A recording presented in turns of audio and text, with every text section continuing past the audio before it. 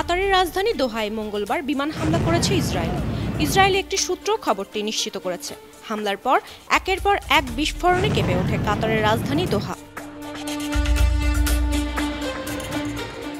ইসরায়েলের সামরিক বাহিনী আইডিএফ জানিয়েছে, হামাস নেতা খালেদ মাশালকে লক্ষ্য করে ওই হামলা চালানো হয়েছে। খালেদ মাশাল ইসরায়েলে 2023 সালের 7 অক্টোবর হামলার মূল পরিকল্পনাকারী।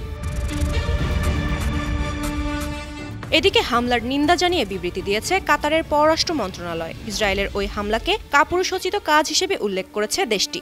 হামলাকে আন্তর্জাতিক আইনের সুস্পষ্ট লঙ্ঘন বলে প্রতিশোধের ঘোষণা দিয়েছে দেশটি।